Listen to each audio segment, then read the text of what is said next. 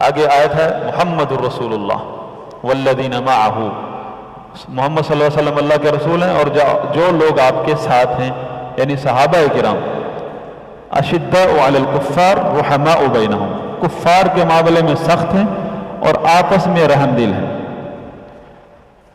آپس میں رحم دل ہیں۔ دو مسلمانوں کی لڑائی اس کے منافی نہیں ہے۔ دو مسلمانوں میں اگر لڑائی ہو جائے، قتل و غارت تک بھی ہو جائے، اس کے باوجود یہ اس کے منافی نہیں ہوتا۔ یہ اس کے منافی جب ہوتا ہے کہ جب آدمی عقیدے کا اختلاف کرے مسلمان کے ساتھ، عقیدے کا یعنی کفر و اسلام کا، وہ اس کو کافر کہے، وہ اس کو کافر کہے۔ اس لیے نبی صلی اللہ علیہ وسلم نے فرمایا تھا خطبہ حجۃ الوداع میں، میرے بعد تم کفار نہیں بن جانا، لا ترجعوا بعدی کفارا یضرب بعضکم عنق بعض، میرے بعد کفار کی طرح نہیں بن جانا کہ ایک دوسرے کی گردن کاٹتے پھرو۔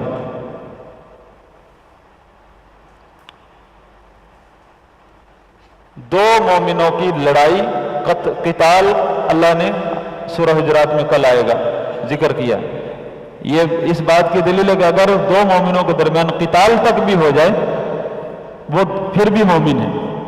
اس کا مقام اور اس دونوں کا مقام اپنی اپنی جگہ پر ہے۔ صحابہ کے درمیان اگر کوئی ایسی کوئی جنگ ہو یا لڑائی ہو، وہ اس کے منافی نہیں۔ جو لوگ ان کو بنیاد بنا کر، صحابہ کی آپس میں لڑائی کو یا جھگڑے کو بنیاد بنا کر فیصلے کرتے ہیں کہ یہ صحیح، یہ فریق غلط اور یہ فریق صحیح، یہ لوگ اہل الاہواء ہیں، سب سے نرم فتویٰ کہ یہ لوگ اہل بدعت ہیں، اور جو صحابہ کے کسی بھی صحابی کے بارے میں بغض رکھے اس کے بارے میں تابعین کا سخت فتویٰ زندیق ہے۔ احمد بن حنبل رحمہ اللہ نے تو ایسے لوگوں کے بارے میں جو صحابہ کے شاگرد، تابعین، محدثین، ائمہ کرام کو برا بھلا کہے، فرمایا کپڑا غصے میں جھاڑتے اٹھ گئے وہاں سے، فرمایا رجل سوء، گندا برا آدمی ہے جو ائمہ کرام کو برا بھلا کہتا ہے، ائمہ جو صحابہ کے مسلک کو بیان کرتے ہیں، اور یہ تو صحابہ ہیں۔ امام مالک رحمہ اللہ نے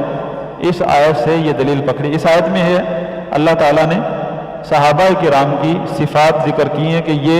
تورات میں بھی پہلے ذکر ہو چکی ہیں، تورات میں بھی اللہ تعالیٰ نے اتاری تھی اور انجیل میں بھی یہ صفات اتاری تھی۔ صحابہ کی مثال کھیتی سے دی ہے کہ جب کھیتی ہری بھری ہو جاتی ہے، اس کو کھیتی کو کسان لگاتا ہے، محنت کرتا ہے، زمین بناتا ہے، کتنی محنت ہوتی ہے، خرچہ ہوتا ہے، پھر جب وہ رنگ لاتی ہے کسان کا دل باغ باغ ہو جاتا ہے۔ یہ صحابہ ایسے ہیں، یہ صحابہ کو لیغیظ بہم الکفار، صحابہ کو اللہ نے چنا ہے اور ان کے لیے ایمان کو ان کے محبوب بنایا ہے، اور کفر اور نفاق کو ان کے دل میں نفرت ڈال دیا، کفر نفاق کی، اور ان کے بارے میں فرمایا اولئک الذین امتحن اللہ قلوبہم للتقوی، یہ وہ لوگ ہیں جن کے دلوں کو اللہ نے پرکھ لیا ہے، دیکھ لیا کہ اس میں صرف تقوی ہی رہ سکتا ہے، تقوی کے علاوہ کوئی نفاق کفر نہیں رہ سکتا صحابی کے دل میں۔ فرمایا لیغیظ بہم الکفار، یہ وہ لوگ ہیں جن کو اللہ نے چنا ہے تاکہ ان کو اللہ کے دشمن کفار جب دیکھیں تو آگ بگولا، آگ بھڑک جائے ان کے سینے میں، اتنا غصہ ہے ان کو۔ یعنی یہ کفار جو ہے صحابہ کو برداشت نہیں کر سکتے۔ اسی آیت کی بنا پر امام مالک رحمہ اللہ نے، امام ابن کثیر یہاں ذکر کرتے ہیں، روافض کی تکفیر کی ہے۔ روافض جو صحابہ جن کا مسلک ہے بغض صحابہ، بلکہ تکفیر کئی صحابہ کی، اکثر صحابہ کی تکفیر کرتے ہیں، اور بغض ایسا شخص جو صحابہ سے بغض رکھتا ہے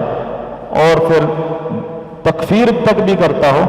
اس آیت کی روشنی میں امام مالک اور دیگر ائمہ کرام نے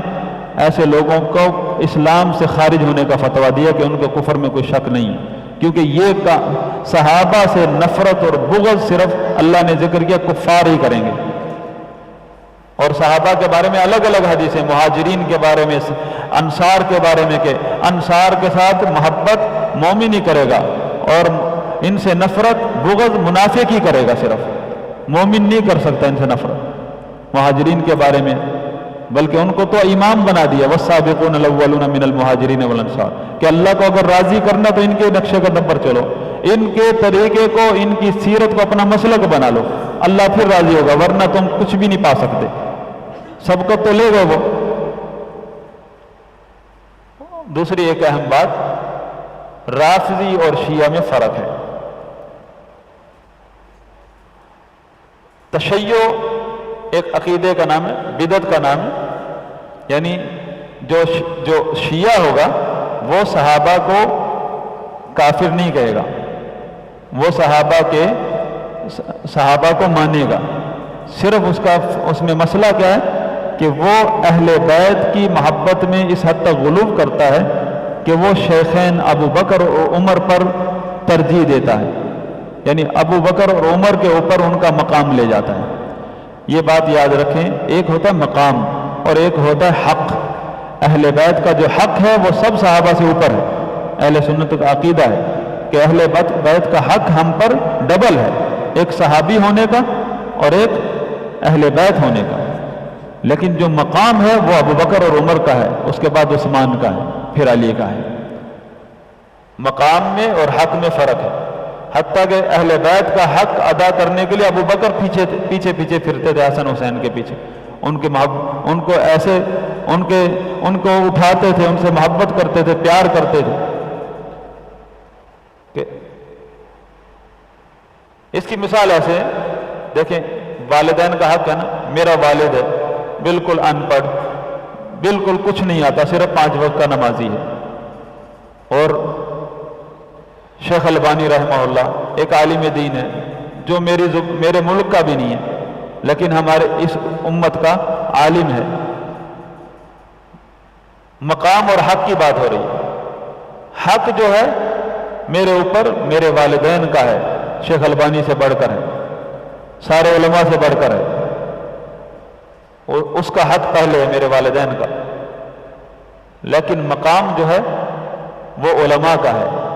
میرے والدین کا مقام نہیں ہو۔ افضل جو ہے، یعنی افضل میرے والدین سے افضل ہیں علماء، لیکن حقوق جو حق کی ادائیگی کا وقت آئے گا تو سب سے پہلے میں اپنے والدین کا حق ادا کروں گا۔ ابو بکر عمر افضل ہیں، سب سے افضل ہیں، چاہے اہل بیت ہیں یا غیر اہل بیت ہیں، ابو بکر عمر اور عثمان، پھر علی۔ لیکن جو حق ادا کرنا ہے ہر امتی کے اوپر، جو حق ہے اہل بیت کا، وہ سب سے بڑھ کر ہے۔ ایسے جیسے ماں باپ کا حق سب سے پہلے، اہل بیت کا حق سب سے پہلے ہے، چاہے وہ صحابی بھی نہیں ہے، آج کا دور کا کوئی اہل بیت کا مسلمان ہے، اس کا حق یاد رکھیں۔ آپ کو اگر پتہ چل جائے کہ یہ شخص اہل بیت سے تعلق رکھتا ہے، اس کا حق ہم پر اپنے ماں باپ سے بھی بڑھ کر ہے، اس کا حق، کیونکہ رسول ہمارے ماں باپ سے بڑھ کر ہے، ہمارے ماں باپ مال جان سب سے بڑھ کر، رسول کے اہل بیت ہمارے لیے سب سے بڑھ کر ہیں، اگر وہ مومن ہیں، مسلمان ہیں، اہل توحید ہیں، اہل سنت ہیں، تو وہ سب سے بڑھ کر ہیں۔ تو تشیع کی بات بتا رہا تھا کہ تشیع ایک بدعت ہے کہ ایسے گمراہ لوگ پیدا ہوئے عبداللہ بن سبا کے دور سے کہ جنہوں نے علی کا نام اہل بیت کو بہانہ بنا کر شیخین ابو بکر عمر یا عثمان کے خلاف ان کا مقام کو گرانا یا ان پر ترجیح دیتے تھے، ان کو شیعہ کہا گیا۔ ایسے لوگ یعنی ابو بکر عمر کو سے بغض نہیں رکھتے، نہ کسی صحابی سے بغض نہیں رکھتے وہ، لیکن ان کے اندر یہ بدعت ہے کہ وہ اہل بیت کو کے احترام میں اس حد تک غلو کرتے ہیں کہ ابو بکر عمر کا جو مقام رسول اللہ صلی اللہ علیہ وسلم نے بتایا ہے اس کو بھی نہیں مانتے۔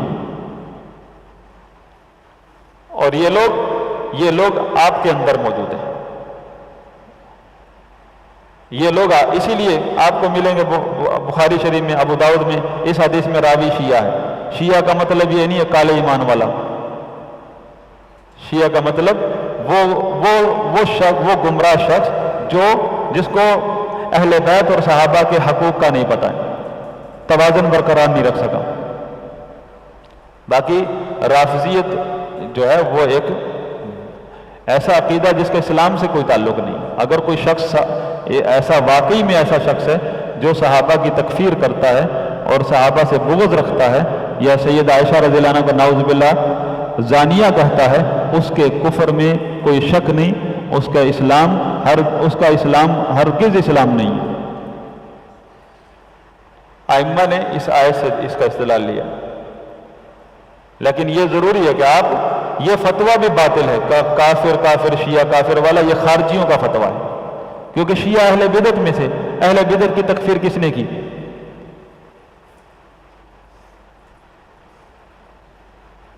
آپ اگر عقیدہ بیان کرنا تو ائمہ کے طریقے پر عقیدہ بیان کرے کہ جو ایسا عقیدہ رکھتا ہے اس کا اسلام سے تعلق نہیں۔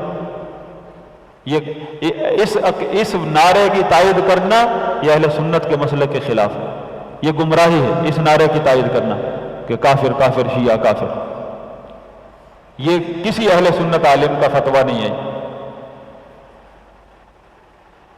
جو حقیقت تھی آپ کے سامنے رکھ دی ہے میں نے، اس میں کوئی شک، جو اسلام سے خارج ہے اس کے اسلام سے خارج ہونے میں کوئی شک نہیں ہے، لیکن اس طرح کے فتوے اہل سنت کے نہیں ہیں کہ ایک گمراہ فرقہ ہے اس کو علی الاطلاق جو ہے ان کو سب کو کافر قرار دینا، چاہے وہ شیعہ ہے یا صوفی ہے، کوئی بھی ہے۔ یہ اہل بدعت ہیں، اور اہل بدعت مسلمانوں کو اہل بدعت کہا جاتا ہے۔ مسلمانوں میں اہل بدعت ہوتے ہیں، ایک اہل سنت ہے، ایک اہل بدعت ہے۔ باقی جس کا کوئی ایسا عقیدہ ہو زندیقانہ انفرادی طور پر، یا ایسا عقیدہ جو صحابہ کے بارے میں، تو اس پر انفرادی فتویٰ لگے گا، یا ایسے بتایا جائے گا کہ جو ایسے عقیدے والا شخص ہے اس کا اسلام سے تعلق نہیں، کوئی بھی ہو۔